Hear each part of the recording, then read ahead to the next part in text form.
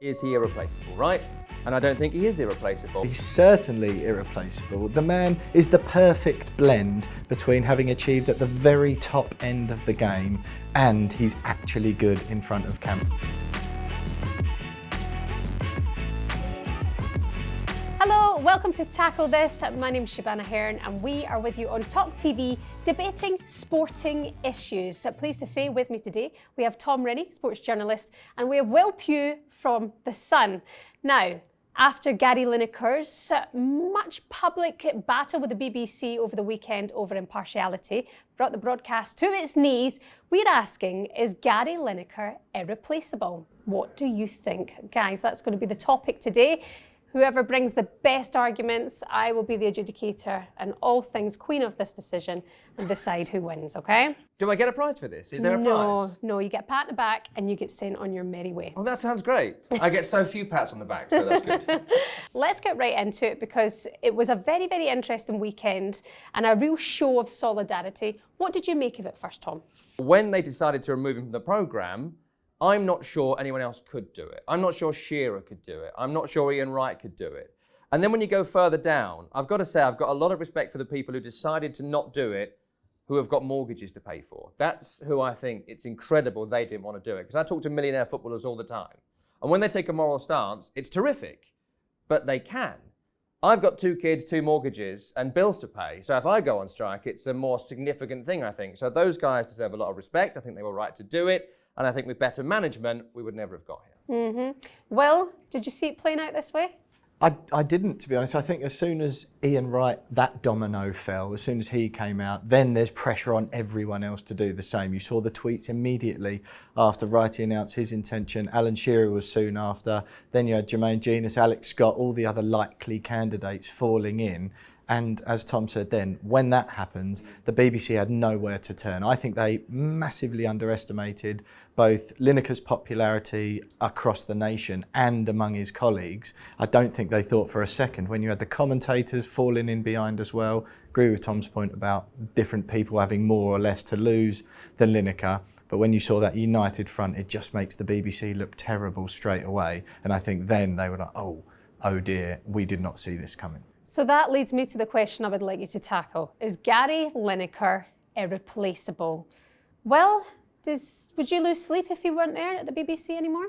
Whether or not I'd lose sleep or not, I'm not quite so sure, but he's certainly irreplaceable. The man is the perfect blend between having achieved at the very top end of the game and he's actually good in front of camera. He's England's record World Cup goal scorer, the only man other than Harry Kane to win a World Cup Golden Boot in an England shirt. He's England's top scorer with 3 different clubs, the only person ever to do that in his career. He scored 48 goals in 80 England caps. This man has achieved at the very top, and then to transition as he has done into an excellent, respected broadcaster. He's got that feel-good feel that is required for a programme such as Match of the Day. And I just don't think you have too many other people who've got that blend. Tom mentioned Shearer just then. I think Shearer makes an excellent number 2. But as Tom mentioned, if you put him in front of the camera, he'd be a bit awkward with it, I think.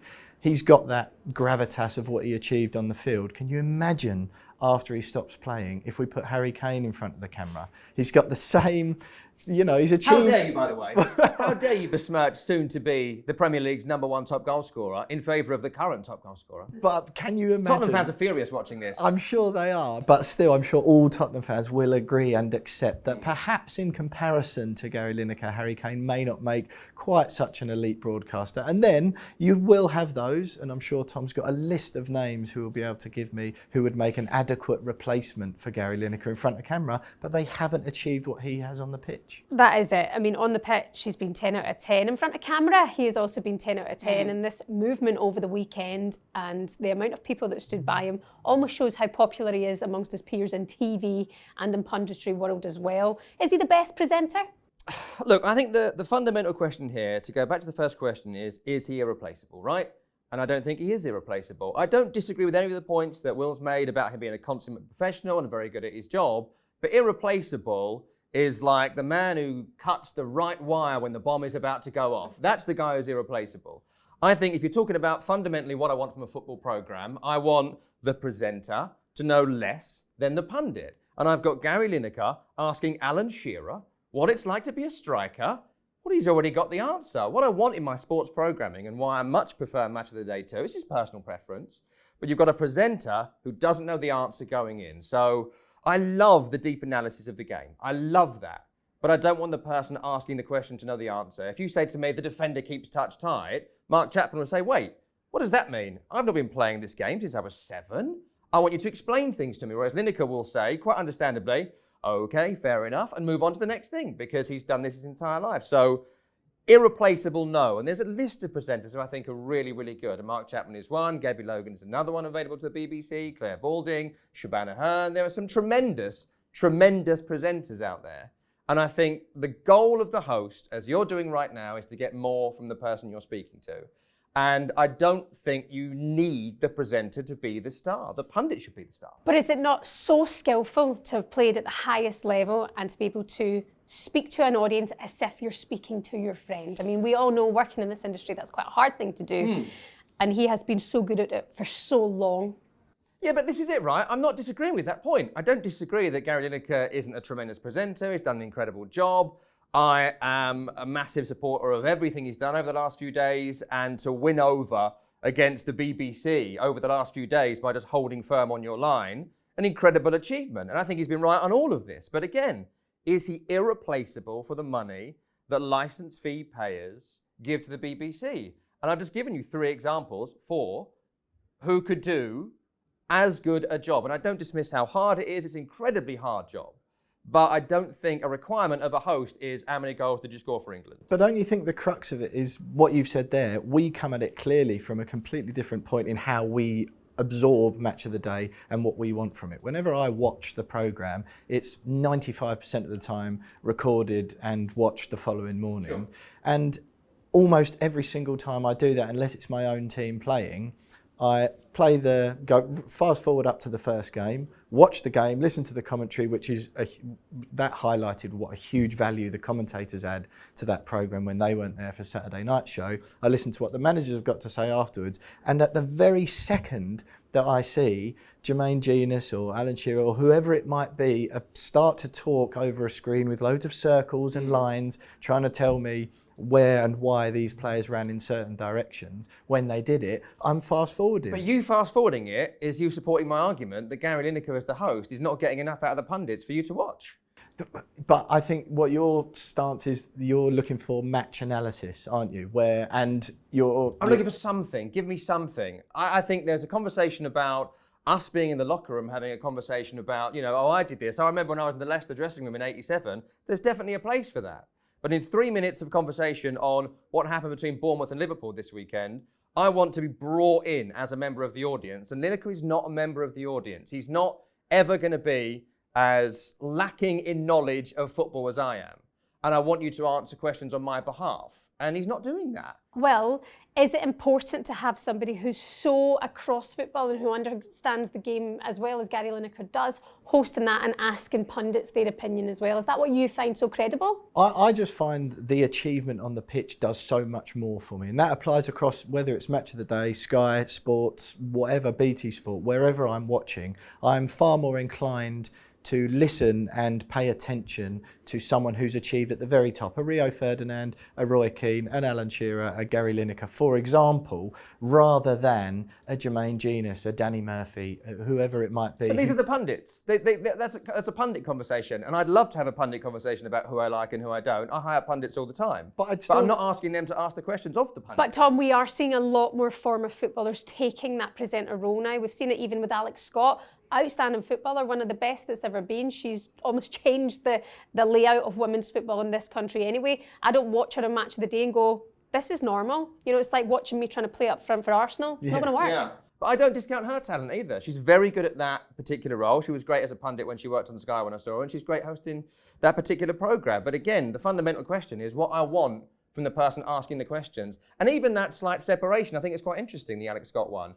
Would she be a better host of Match of the Day because she'd not played Premier League football? She played to a very high standard of football, but not this particular thing. So would she have a question that maybe Lineker couldn't ask because she hadn't played in that particular ground against that particular team? I mean, I don't know if that's the right hire, But I think there's a conversation to be had about bringing me in. If I'm part of the 2 million, if Alex Scott hasn't played Premier League football, can she bring me in better than England's greatest ever striker or one of them? I think she probably could. What about the idea then, if we sort of spin away from that somewhat, with that Lineker and the Match of the Day are institutions within themselves. Lineker's presented it for nearly 25 years. 1999 was his debut. People are in love with the show, the Match of the Day as an institution. And I think, to be quite honest, that applies to Gary Lineker as well. He's done it for such a long time. He has got that perfect blend like we've discussed already. There's so much at the moment in society and in this country of, everything's replaceable and there's always someone else to come in and do a certain job. People should be cancelled for having certain views, etc., etc. Do you not think that some things are worth preserving? Mm-hmm. Okay. Do I think it's worth preserving the programme? Definitely. I think Match of the Day as a traditional thing to do on a Saturday or watch it whenever you do is great. I love the 12-minute highlights as opposed to 3 minutes on YouTube or 40 minutes on Football First. I love that element of it and I love that element of the show. But again, if we go back to replaceable, we go back to is he replaceable? And I think that role, in my view, doesn't require the experience that we're all rightly lauding. It doesn't mean he's done a bad job. Yeah. It just means not what I want. Do you think, Will, that he's worth the pay that he gets? Yeah, well, but I think a large amount. That you pay, by the way. Yeah. Well, the license fee pays for it, doesn't it? I think there is an element of choice with the license fee still, isn't there? It's not like there's pay or prison. Yeah, well, or don't Which would watch you telly. prefer? No, I understand, but there is an element of choice. It's not like income tax or whatever, which we all have to pay. I think there is an element of that. That all of those list of presenters that you mentioned there wouldn't command the same salary, and I think there is an element of Lineker's salary that is related to his achievements. But that's a wider conversation about BBC salaries that, that again isn't the debate we're having here, but when you get to a certain level... I think there's value in that. When you get to a certain level of money, is it still worth the BBC paying it? If you go past a certain level, surely you then talk about the market in where they go next. But I think they're paying, and our money is paying for that level of gravitas that Lineker brings, that all of those outstanding presenters that you mentioned would not bring. Would you like to hear Gary Lineker talk about why Kelechi Iheanacho missed 5 chances for Leicester last weekend, or would you rather he asked Danny Murphy about it? A bit of both. There's nothing wrong with hearing He doesn't a bit give of me that his from opinion when he Lineker hosts as well, the programme. though. That's not what he does. He asks the question. He says, Danny Murphy, I'm one of the greatest strikers ever. You were a good midfielder who scored the occasional goal. Tell us about why those chances were missed this weekend. And then he doesn't say, actually, no, wait. I know this answer. Turn to camera, give the answer. He says, right, okay, on to the next game now. It's a waste of resources. I want to ask your opinion on the weekend's Match of the Day with no punditry, no analysis. It was just very, very, not even a theme tune in there. Would you watch that? That was weird, wasn't it? Why was there a theme tune? It's really like someone died. No, Did the theme tune go on strike? Did the trumpeter go on strike? the person who owns the rights to the theme tune joined in, and he was on the Is picket that line. right? Yeah, Wow. yeah. Fascinating. He, Could they have got someone on to whistle it? I think someone might have been able could to have done hum that. it. Yeah. We could do that for the start of this debate. That's how I make it the job. Will, did you like it? Would you watch it again like that? Absolutely not. No, I think as I mentioned already, the huge value that commentators bring to our sport was highlighted to the nth degree on Saturday night. Just watching pure raw footage of football is really not the one for me. And I think for loads up and down the country, quite honestly, I could do with less analysis in the middle. I appreciate, especially as Tom's highlighted so well, that has undermined some of my argument re Lineker. But I think that format of less time in between, I think the majority of football fans want to watch the action. They want to hear from the people involved, i.e. the managers and the players who scored the goals or the people who made the errors, whatever it might be.